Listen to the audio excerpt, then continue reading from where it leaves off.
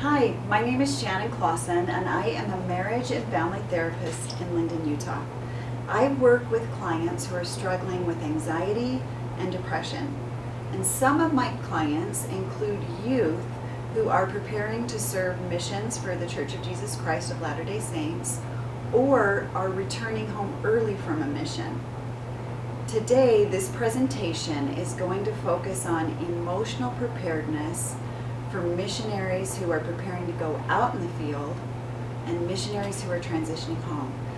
This can be a very difficult time, whether you're going into the field or especially returning home early.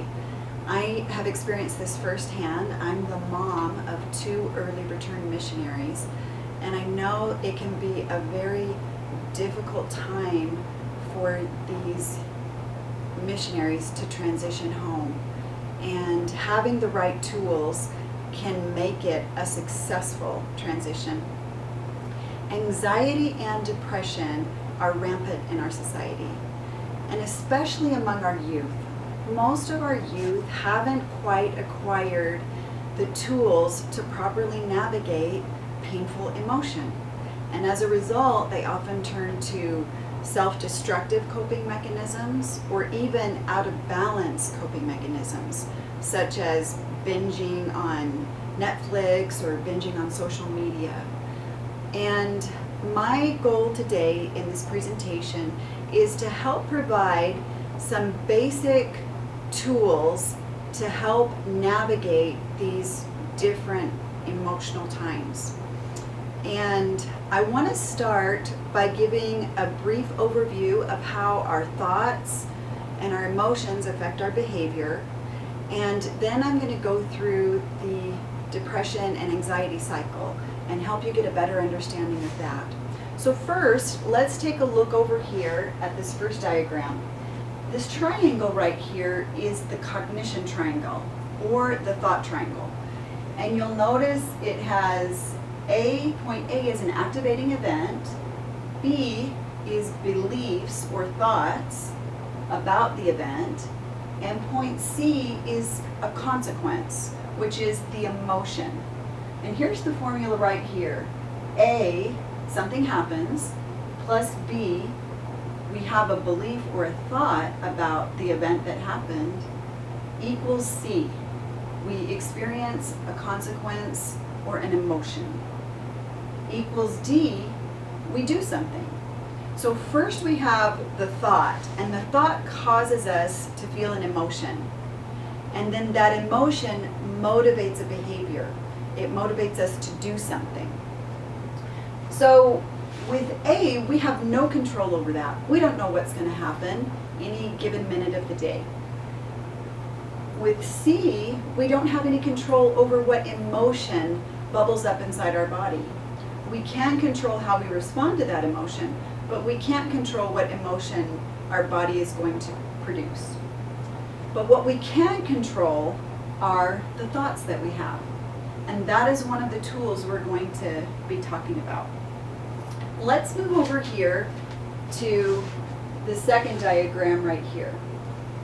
Missionaries experience a multitude of different things that can cause stress. Some of the more common ones are rejection. Rejection is a big one, especially if the new missionary doesn't have any experience in dealing with rejection. Missionaries can experience rejection multiple times a day. And the difficulty in rejection is if you don't know how to deal with it, it often becomes internalized and can cause a very heavy weight on the individual. Another difficult circumstance that missionaries find themselves in is companionship relationships. And think about that. You have to be with someone 24/7.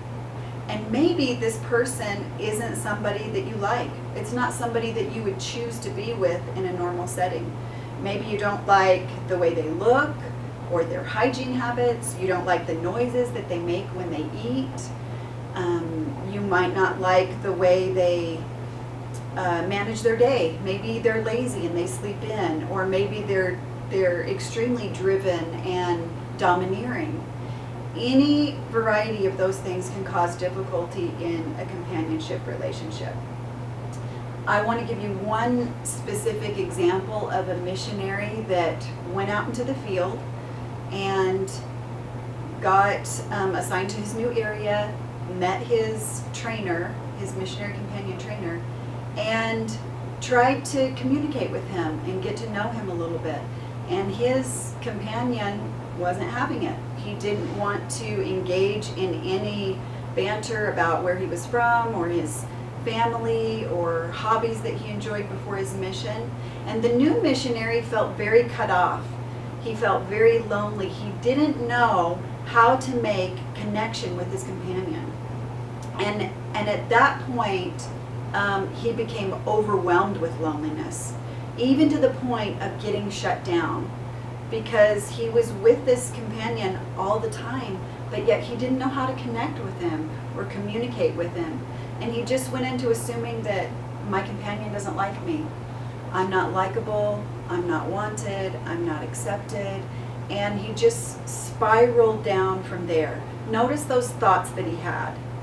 And then with those thoughts came an emotion. That was the consequence, an emotion. And those emotions caused this missionary to spiral into depression. And it interfered with his work, and he had a really hard time performing on his mission.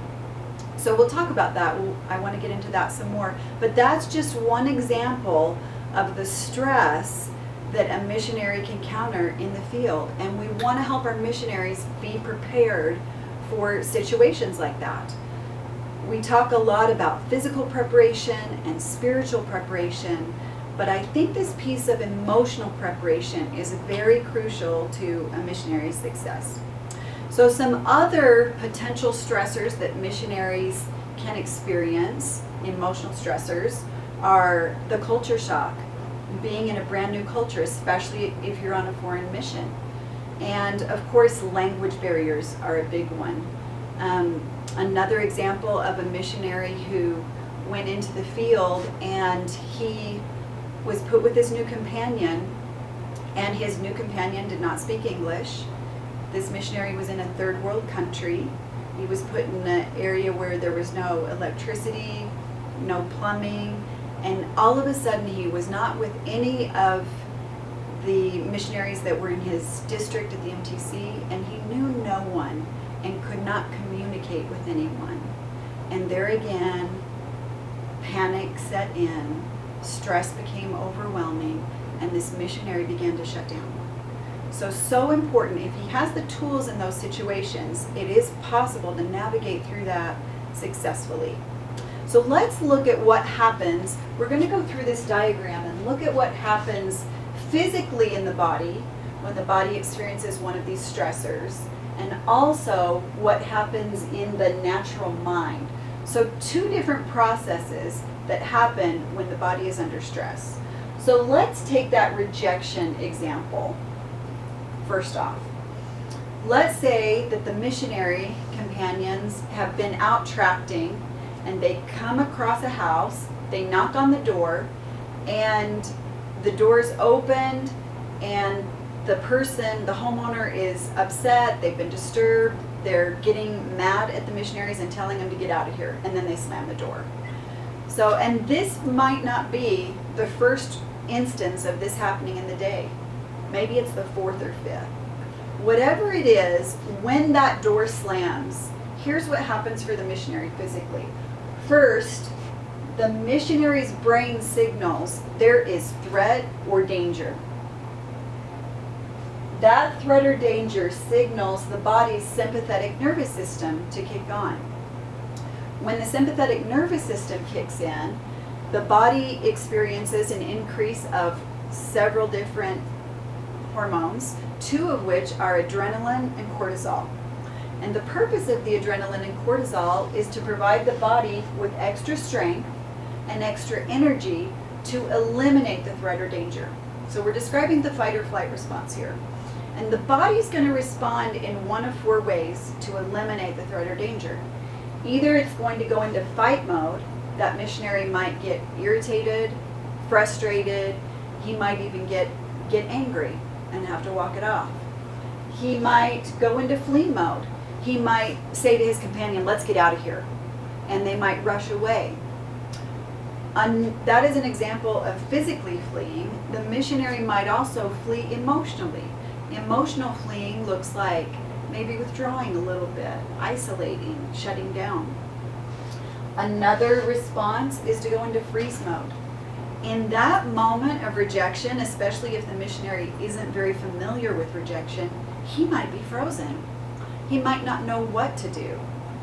Freezing is kind of like a deer in headlights. I don't know what to say, I don't know what to think, I don't know what to do. And lastly, another response that often happens, not so much in missionary situations like rejection like we're describing, but pleasing is another response to eliminating threat or danger. If we can make peace with the other person, do something that is pleasing to them, bring them cookies or help them out in some way, that can also eliminate the danger. This process, this physical process that the body goes through in a response to danger is intended to be temporary. For example, in caveman times, if a caveman is being chased by a tiger, he gets that extra boost of adrenaline and cortisol from the sympathetic nervous system that gives him energy to get to safety, to run to his cave. And that might take maybe a few minutes, a few hours, or a few days. The body's physical response to stress, to threat or danger is intended to be just temporary. The body cannot sustain it if it lasts days or weeks, months, or even years. And oftentimes, if we don't have the tools to manage the anxiety, that's what happens. It can stay with us for that long, but the body cannot sustain that. The body can't handle that state of increased adrenaline and cortisol over that long a period of time. So what we did is we just reviewed the body's physical response to threat or danger. Now let's look at the body's emotional response to threat or danger. And another way of saying emotional response is what is going on in the natural man's mind when he experiences stress or threat or danger. So back to that missionary on the doorstep who just got the door slammed in his face. Someone just yelled at him and said something that was very rejecting and slammed the door. That missionary might have had some thoughts go through his mind. So now we're going back to the triangle. The activating event here is the rejection. And the thoughts that that missionary might have had in his mind in that moment might be something like this. I'm not wanted. I'm not accepted here. Maybe even, I'm not good enough. Maybe he thought, if I was a good enough missionary, they wouldn't have said that to me. They wouldn't have slammed the door. So notice these thoughts are very critical, and maybe even the missionary might internalize them. Let's even go one step further and say this. Let's say that it was the end of the day, and the missionary had been out knocking doors, contacting people all day, and had multiple rejections. And here he is at his last door, and this happens. The door gets slammed in his face. He might be to the point where he might have the thought, I'm a failure.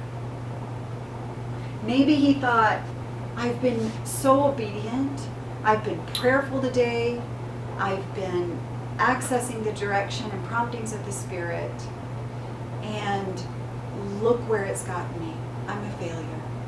I didn't experience any success today. I wasn't able to share the gospel with anyone or establish new investigators. That type of thought that I'm a failure is very heavy, could be even paralyzing, could cause the missionary to have that response of freezing or even fleeing. And let's look at the emotion that those type of thoughts can have. Probably one of the biggest emotions that swelled up in that missionary is fear. fear of failure. Fear that no matter how hard I try, maybe the rejection wasn't even just that day. Maybe this had been going on for weeks.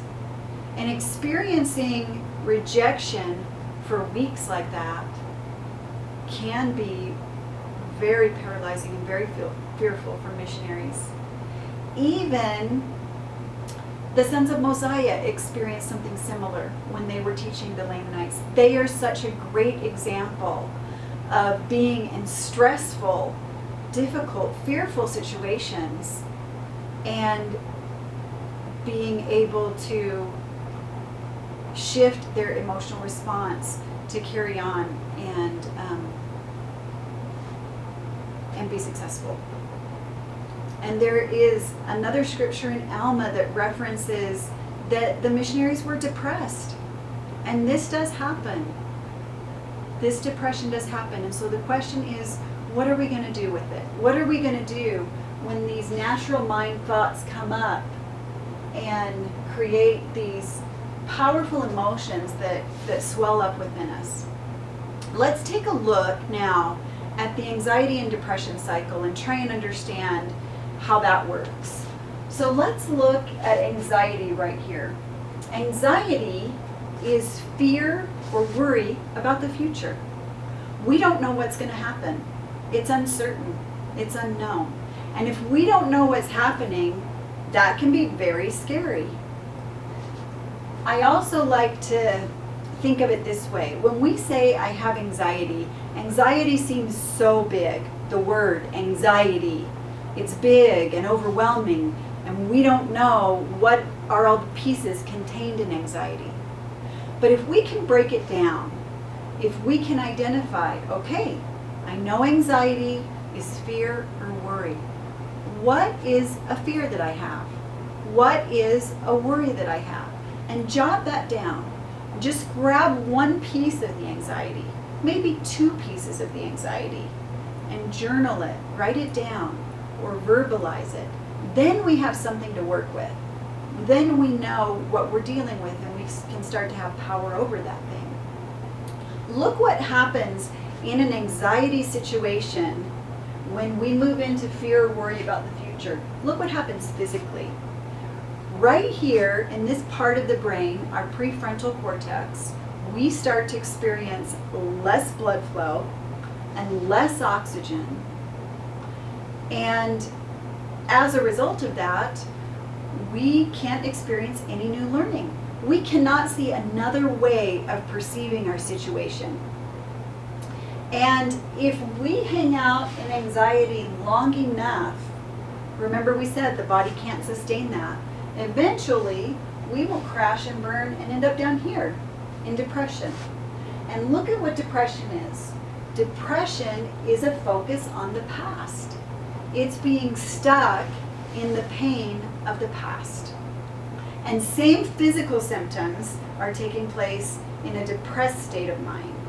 Less blood flow to prefrontal cortex, less oxygen, and no new learning can take place.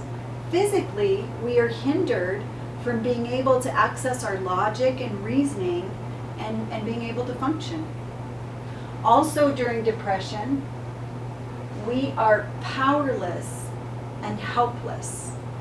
Our thoughts become so weighty and so overwhelming, we even lose our power and our ability to function and to think a different way. Let me share with you a scripture in Mosiah chapter 4, verse 30. If ye do not watch yourselves, your thoughts, your deeds, ye must perish. And now, O man, remember and perish not. I'm sure that you can relate, I know I can, when we've had those depressive thoughts.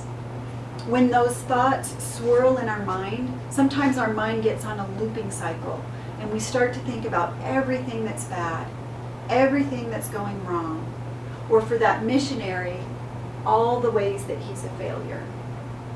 And in that moment, when those thoughts become so overwhelming and so heavy, sometimes we do feel like that. Sometimes we do feel like we might perish, like there's no way out. That's what a depressive thought says. A depressive thought says, no matter how hard I try, no matter what I do, I end up right here. Nothing ever gets better. So maybe I might as well just resolve myself to stay here. Maybe I'll quit trying. That thought of maybe perishing. Maybe I don't want to be here anymore. So we know that in the future, in anxious thoughts, we have no power, no control. In the past, with depressed thoughts, we have no power, no control. So where we want to get, where we can access power and control is in the present moment, right here. In the present moment, we have awareness of our situation. We're aware of what we're thinking, what we're feeling, what our body is experiencing physically. And with that awareness, we are able to access our power to choose. Now, being in the present isn't a natural place for us to be. Remember, we identified that our natural man mind tends to go to the future. That's our brain's job. Our brain's job is to keep us safe. It's constantly scanning for any danger out there. So it has to look ahead in the future and see if there's any threat or danger. It scans the past to check for threat or danger. But what we want to do is access our spirit mind, our truth, our mindfulness, so that we can get to the present moment. I want to share with you another scripture. In Psalms 46:10, it states, "Be still and know that I am God." Be still. Today, we are so inundated with so much information, so much stimulus and devices and Instagram and Twitter.